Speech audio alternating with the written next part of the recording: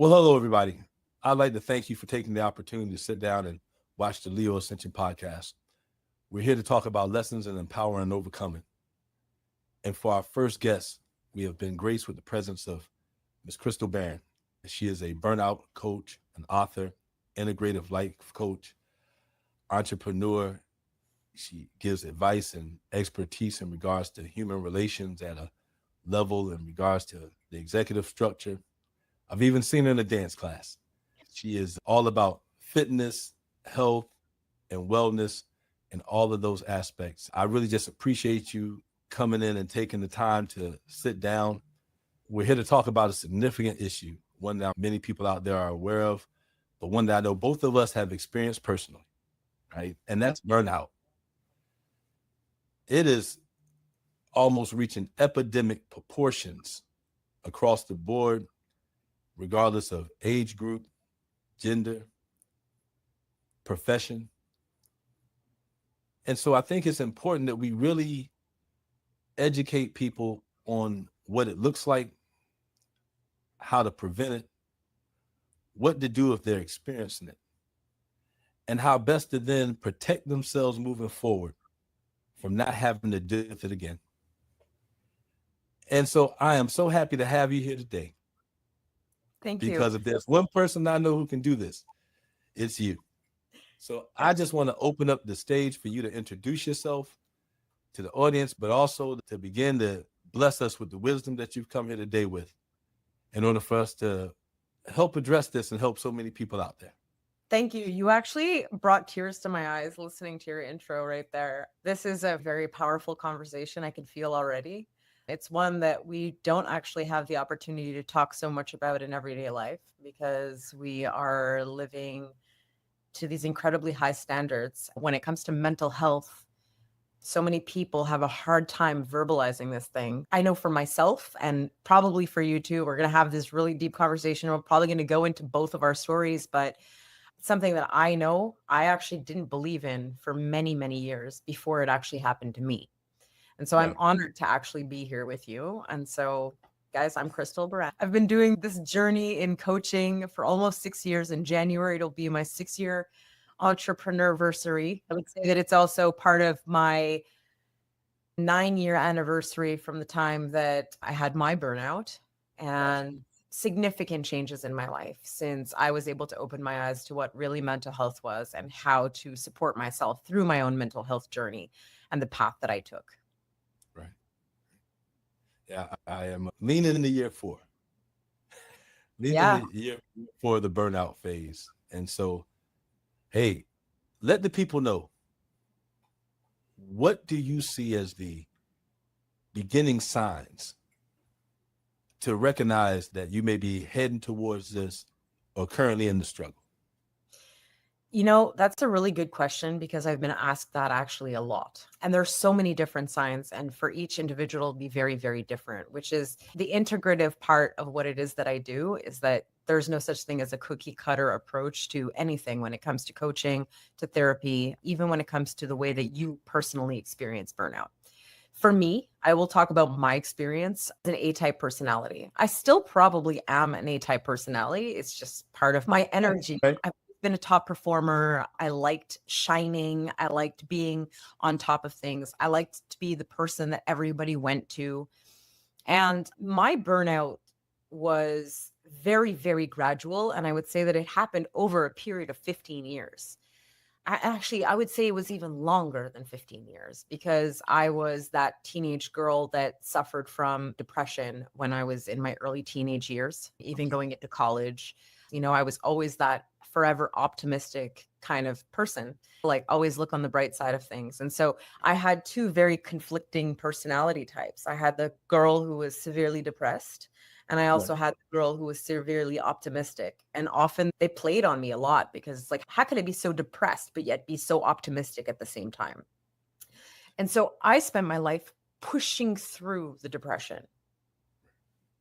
I would push through those emotions. I would push them on the side. I would focus on the positive. And so I actually became kind of the toxic positive person, right? It's like, it's all going to be okay. Wish it away. It's going to be fine. You know, like you just got to move on. And so that's why I say like my burnout happened over, I think, a period of my lifetime because of the behaviors that I had towards myself. In my last stage of the career that I was in previously, before I went into coaching, before I changed my career path, I was in leadership. I was a manager of people, and I did that for about 15 years in my career. And I loved leading people. I always loved watching people thrive. If I could set you on the path to success and I watched you go, that was like amazing. But I was an Gotcha. overgiver, an overachiever. I didn't have boundaries. I didn't know how to say no. And so I spent my whole career really building myself up into this like, I am my job. So if I want to really kind of granularly look at it, I was overworking. I was constantly giving to everybody, whether it was my family, my friends, my employer. I didn't know how to say no. When somebody asked me to do something, the automatic response was yes. Even if I didn't know how I was going to do it, I somehow made it happen because, I don't know if you know this about me, but my word is gold. My father taught me that when I was a little girl.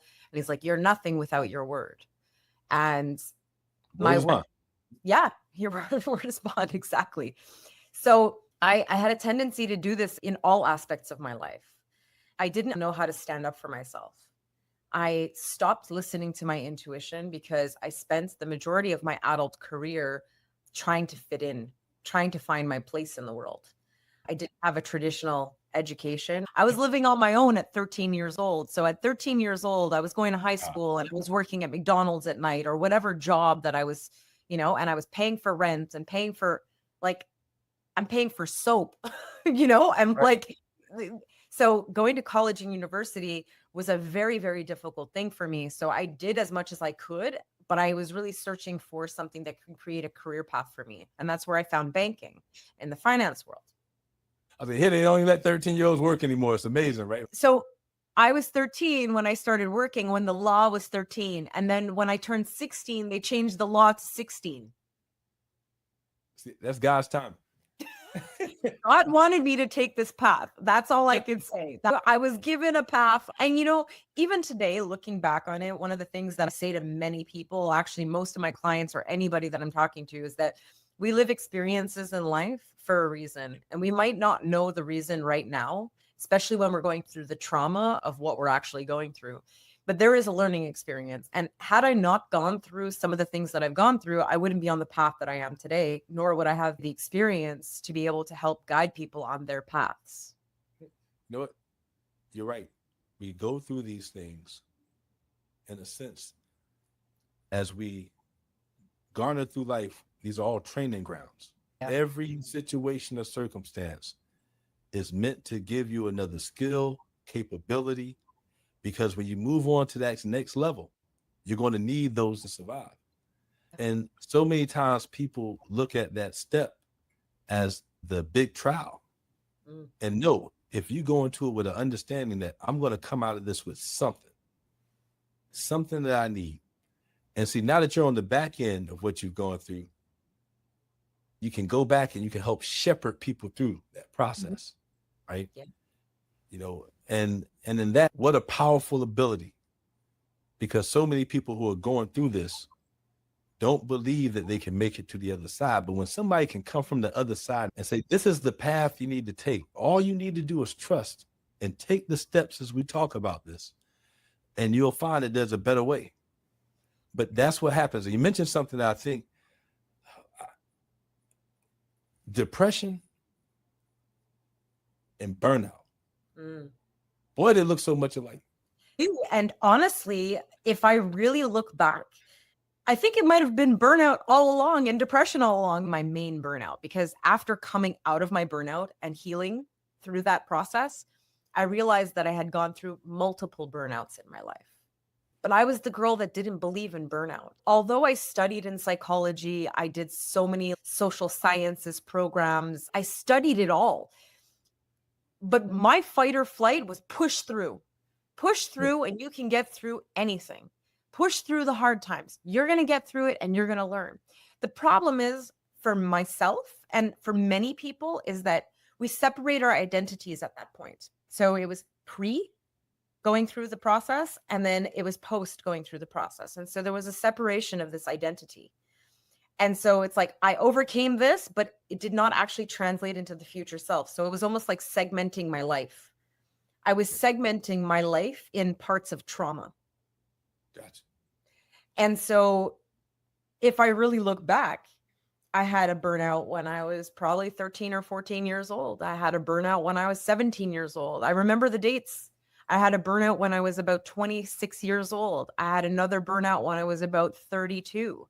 But I didn't know that they were burnouts, right? Somehow I managed to get through them. I took 2 weeks vacation. I felt better, but I didn't change my behaviors. In 2017, I spent that last year waiting for the fiscal year to end. I kept saying, all right, I got through June. Now all I have to do is get through July. And then all I have to do is get through August. And all I have to do is get through September. And then I get to the end of October and the end of the year. So I got to the end of the fiscal year. I ended up in a doctor's office, and it was brand new doctor. So Quebec Medicare system, yes, we have free Medicare, but we don't really have doctors. So I was on a waiting list for something like 5 years to get a family doctor. And finally I get this family doctor. And so I'm excited to book a meeting with her. I have no idea what I'm going to say, but I was like, I want a general checkup. I'm 37 years old. I think it's a good idea to check this body out. And I Right. went into this appointment. It was November 1st. My first day of vacation. I walked into this doctor's office, and she just sat me down, and she's like, hi, nice to meet you. How can I help you today? And I broke. The floodgates open. I didn't even know that I was really depressed, but all I knew is that the behaviors that I was going to yoga and it wasn't working. And I was angry that yoga wasn't working. And I was working out and I wasn't feeling better. And I was angry that it wasn't feeling good.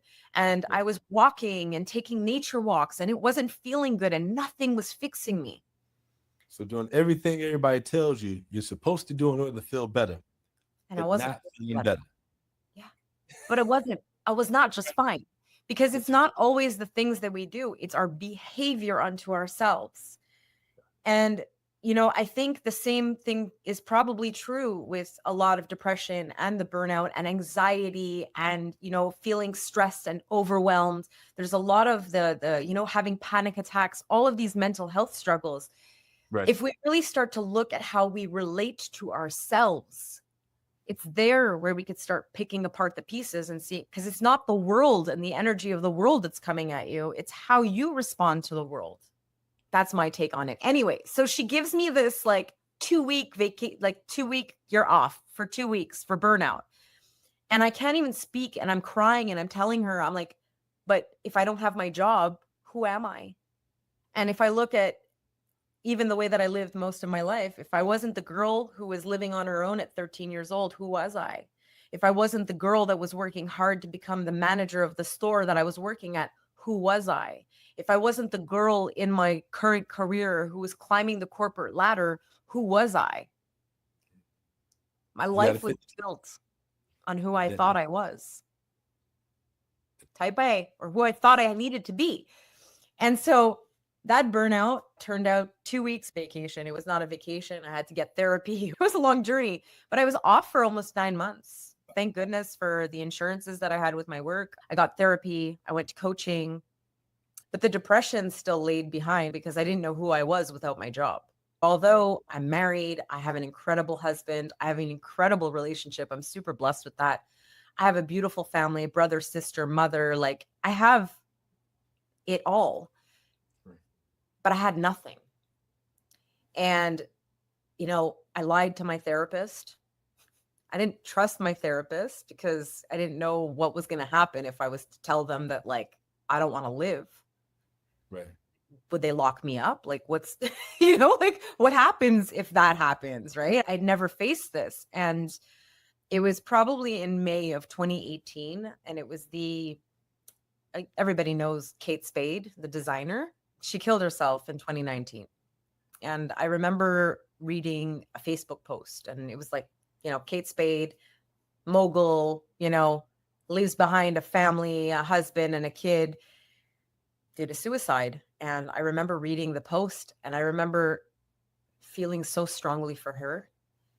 I remember reading the comments and my heart breaking because nobody understands what we're going through.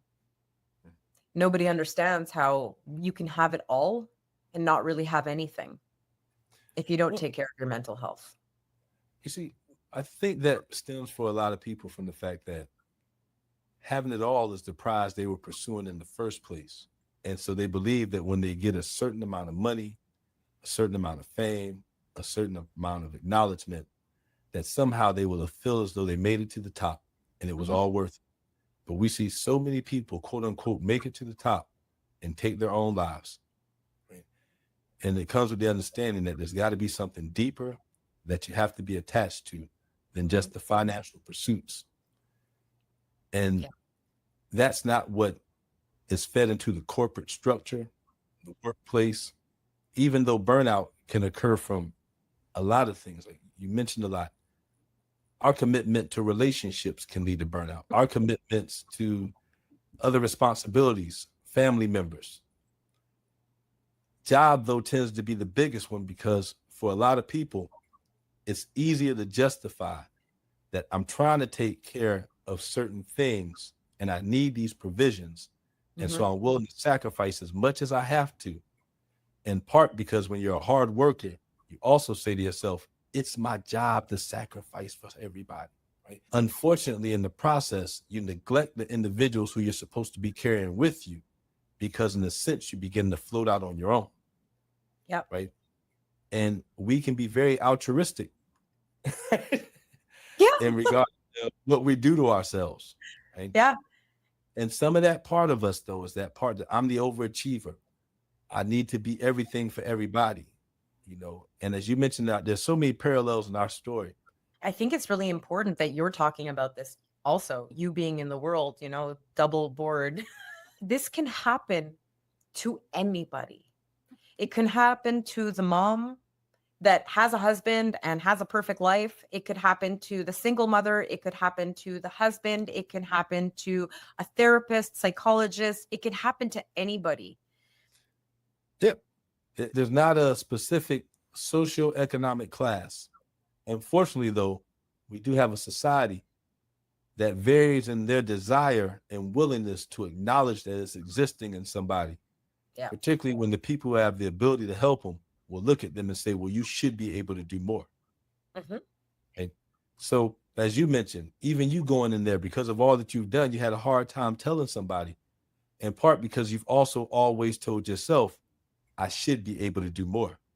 And the idea of the identification with the work, because this is what I do, this is who I am. I will tell you, at one point, I was working 4 jobs, traveling to go do work because everyone said they needed you. I will tell you from the perspective of an African American male, when you're in mental health, there's such a shortage and you Yeah. become such a rarity that the idea that people will want or desire to have more contact with you because of the needs you can serve can sometimes become burdensome when you spread yourself too thin.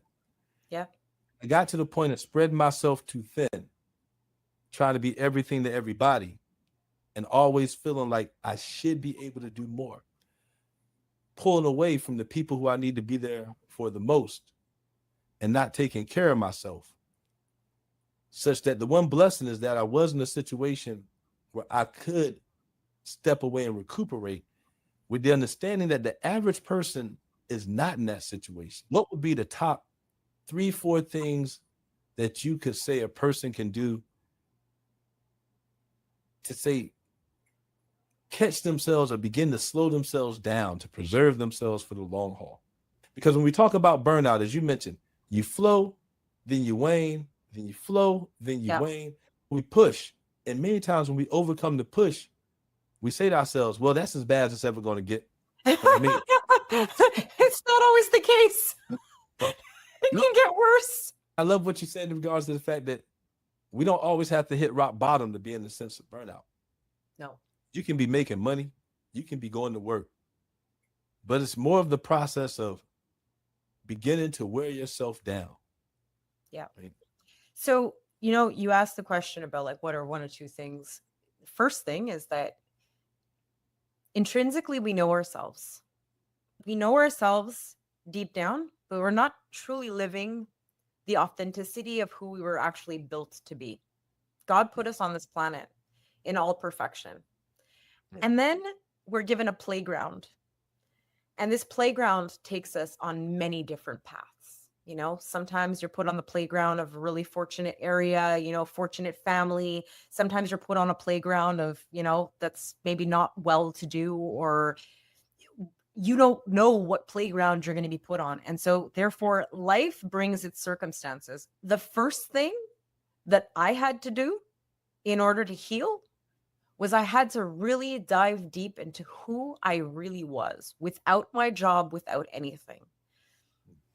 Who are you and what do you love?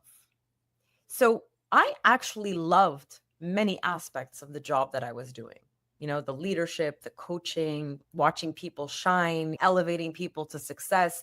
That was actually part of the little girl that wanted to help people when I was born. I was, you know, I don't know if you know this, but when you're a kid, there's nothing filtering. There's nothing that's been filtered. You have not received enough information from the world outside of you to tell you can or can't do something. And I remember part of my process was sitting down and thinking about that little girl. Who was she? What were her dreams? What were her aspirations? What did she love to do? What made her smile? What made her laugh? And when I started to do that work, I realized I was like, holy crap, I'm not doing any of those things. Right. And so the little girl who wanted to be a doctor, who wanted to be a dancer, who wanted to be a politician, I never really wanted to be in politics. I wanted to be in speaking. I wanted to inspire people, but I didn't understand as a little 3-year-old that like, it's not just politicians that can do that. So I really sat back and I was like, what are the fundamentals of those things? I wanted to be a professional dancer. I don't need to be a professional dancer in order to be able to get dancing in my world. I don't need to be a doctor to help somebody. And I don't need to be a politician to be able to get my message across to the world. Right. And so it was in that understanding and that knowing of who the little girl was. That was my first step. Who are you and what do you love? And what part of the things that you love have you not had an opportunity to explore in your adult life? Yeah. No, I like that. Self-exploration. You know, it's interesting because that's the same concept people use when it comes to recovery from substance abuse. Yep. I work with professionals, and the first thing they tell you is, you're not doctor, you're not lawyer, you're this person. When you come in this building, this is not where we give our titles, right? I grew up in the program, actually. I grew up in Alcoholics Anonymous. My father was an alcoholic. So I grew up going to Alcoholics Anonymous meetings. That was actually something that helped to save me throughout most of my life. It's a spiritual program. It is. Right? It's a spiritual program. And I think that people need to just recognize that much of what mental health is actually a spiritual component to it. But many people don't want to walk on that ground, yet those of us who understand how healing it is, we can't not talk about it, right? I can't tell you about something that helps me and then somehow say I want to help you, but then not be willing to be honest with you about what helped me. Exactly. I think we've been trained in our lives to kind of be perfect versions of what we would externalize as perfect, but we're not. And so even like you just said, it's like, who are you on the outside? What's the box? Like we fit ourselves into this beautiful box that we've called life. And I talk about the box all the time, but we need to break down the walls of the box because that's where we actually find our true passion, our true purpose, our meaning for life. Right. We're all flawed. You know, and this idea of perfectionism feeds a whole lot into the idea of how people get burned out too, right? You know, when you see people beginning to lose themselves, and so you tell them, listen, you're obviously not finding the same sense of joy in life that you previously were. You're obviously not feeling fulfilled in regards to meeting all those outside images, the activities, the organizations, the money, or the children. You have all these things, right? Yet you feel a lack of fulfillment. something that needs to reinforce the why of what you do. How do you get people in the idea of understanding how they make a connection then once they have started the process of getting to know who they are, with then making the connection into doing the things they need to do to take care of themselves? So I think it's an interesting dynamic that happens, and I've seen this with a lot of my clients. Actually, I would say majority of my clients, the Uh-huh. understanding of getting to know themselves and then being able to take action. Because action without intention has no purpose. This is a Right. phrase that I don't know if I keyed it or coined it. I don't know, but I said it one day and I was like, this is it. This is 100% the truth. Because if I looked at my action without intention, I was going to yoga, it wasn't working. I was doing the gym, it wasn't working. I was doing the walks, it wasn't working because there was no intention behind it. I was just doing it for the sake of doing it.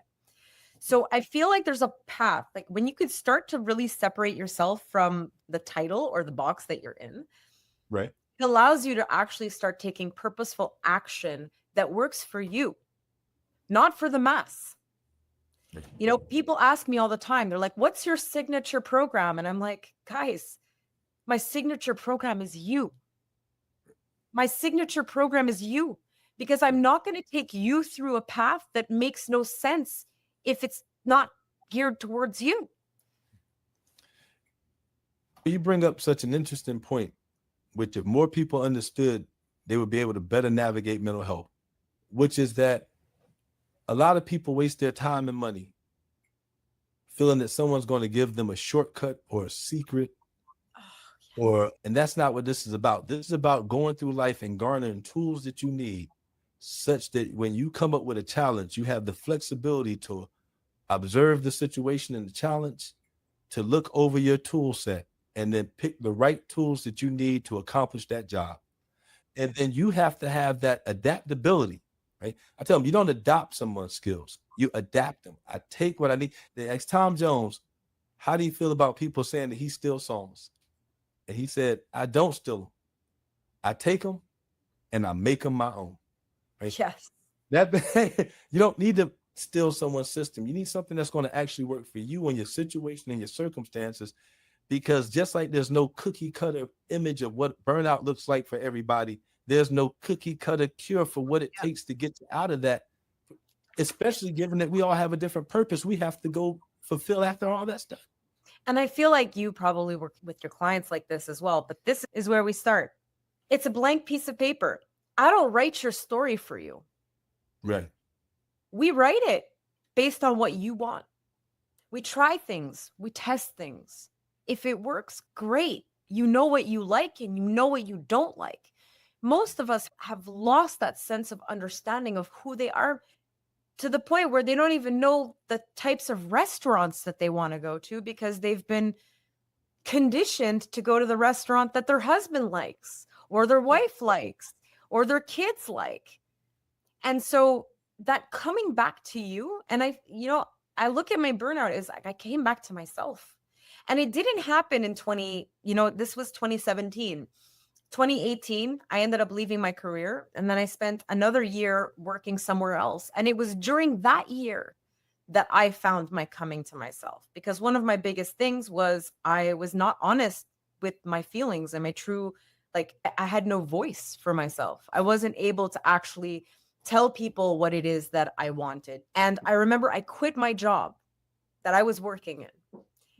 And it was the first time in my life that I had ever said yes to me and no to somebody else. I had never quit a job before, but I felt horrible in that job. I felt like I was worthless. And again, it was another great experience that you are not what No. you do. Working with this person made me feel even lower and lower. And I remember waking up that morning expecting this amazing awakening experience. It was a Monday. And I remember going in there and saying to myself, I'm going to come in here and I'm going to change my attitude. And I remember the conversation and I was basically told that I wasn't worth the money. I was being paid a third of what I was being paid in my previous career. And I was like, how the heck is that even possible? And I went home that night and I said to myself, that is not true. I am worth so much more than that. Right. And I quit my job the next day. The day after that, I was hospitalized. They found a tumor that had been growing, a benign tumor that had been growing on my intestine that finally decided to make its appearance. And that's when I knew. For me, that was God's divine intervention. I really felt that that was a conversation that I had with God that said, "Thank you, Crystal, for finally listening to me. I'm going to take away this pain that you've been holding on for the last 30 years of your life. Right. I'm going to take away that tumor, and I'm going to give you an opportunity today." And I took that opportunity with gusto. I took that opportunity with everything that I could. And I said, I am going to find exactly who I am and what I'm meant to do and what you put me here on this planet to do. The ego is a physical ego. And when you start attacking someone's health, that depression, that anxiety, that concern, that worry, that fear cranks in overdrive. Yeah. And you know, sometimes we do have to, if we don't sit down when God tells us to, he sets us down. He set me down, but he set me down on a different path. It was interesting because the burnout was the set down, right? The burnout was the like, girl, you got to stop doing what you're doing. But I Right. still didn't have the answers to what it was that I was not doing right. I was like, you stopped me. I just don't know I don't know what you're trying to tell me. But in 2019, after I quit the job, and it was literally 24 hours later, I was Right. literally thrown into a hospital for 2 weeks. I have videos of me drugged up in the hospital. I can barely speak. The pain was like 20 on 10. Like it was insane.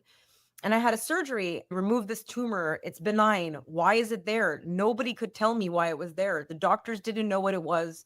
They don't know why it was growing, but they can only estimate that it had been growing for 15 years. Well, guess what? 15 years was my career. Like 15 years was my adult life career.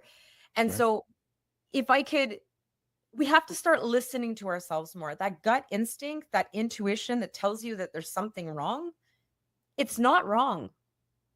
That gut instinct has been told to stop talking to you because we're living in the box. Because this is the way we look. When we're outside looking in, it's like social media. Everything looks perfect and beautiful on social media.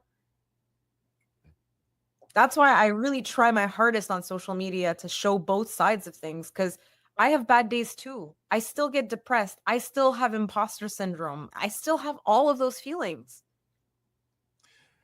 The easiest thing to sell a person is a fantasy. Yep. Right? And so the world will present a fantasy, knowing that the individuals presenting that to you aren't even living it, but they're going to tell you they can give this to you. And they're going to show you how.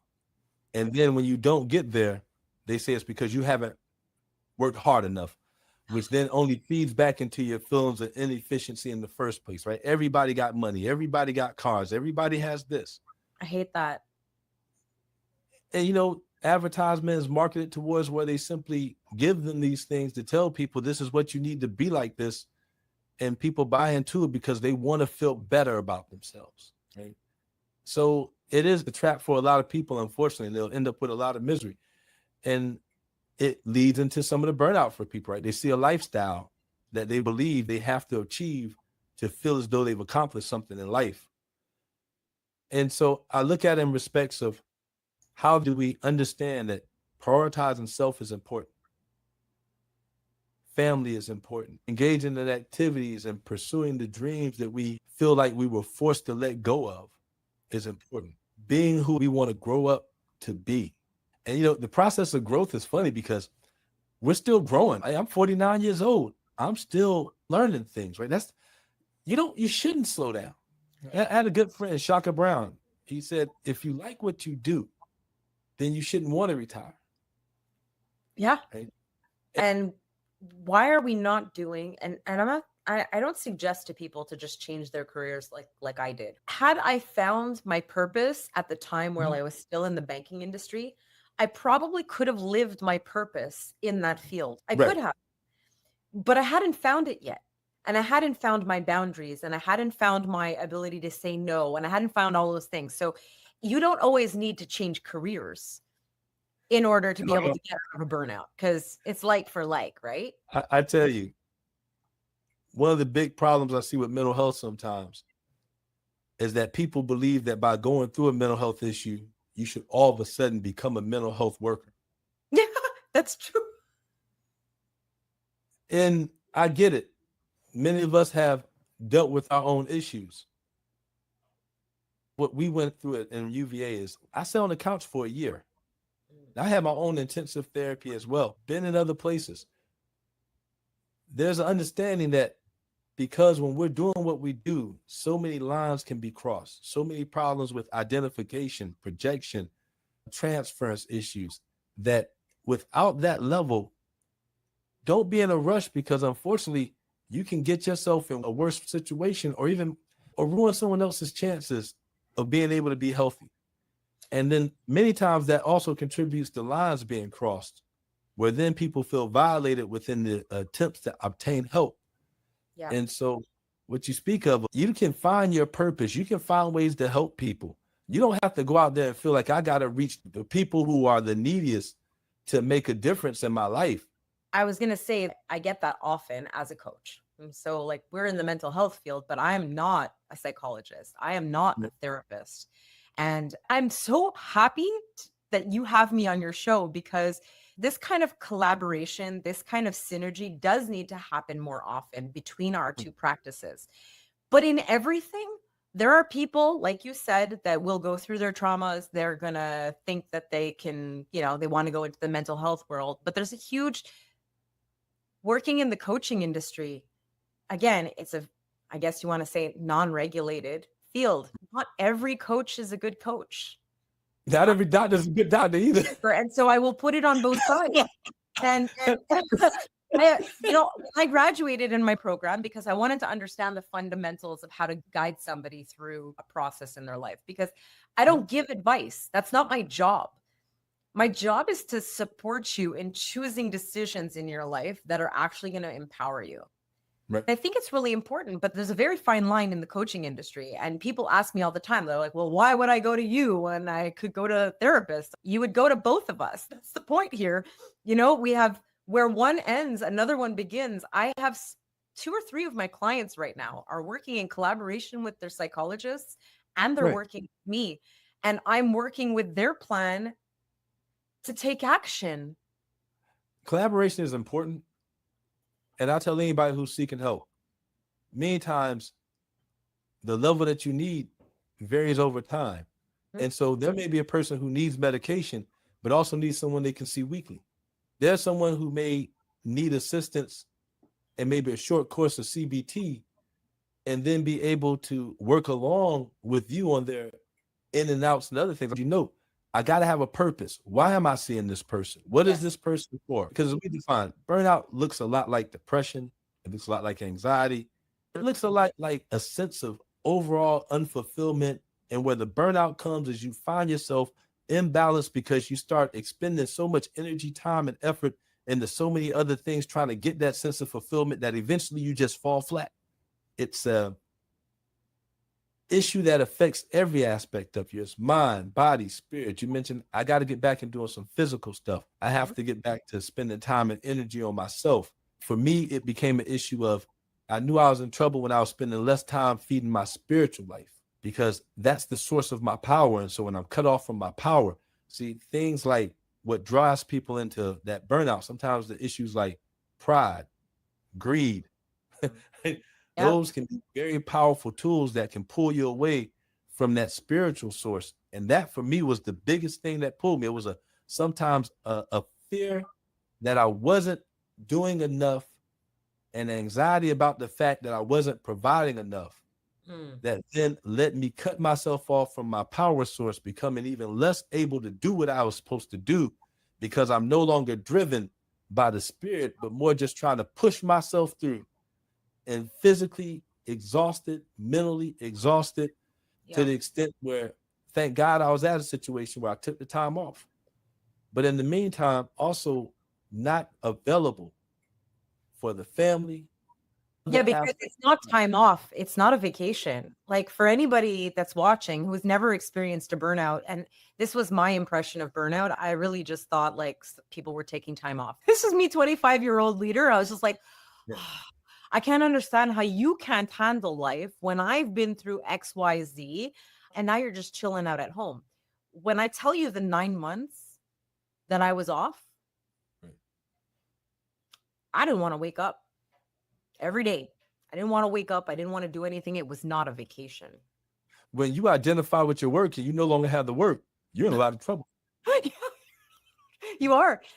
And so, again, going back to the first stages is really identify yourself and find out who you really are. Go back to that inner person. Before all of that, ask for help. And I know one of the things that was hardest for me is that I didn't know who to ask for help. And so when I was for the first time asked by my doctor, how can I help you?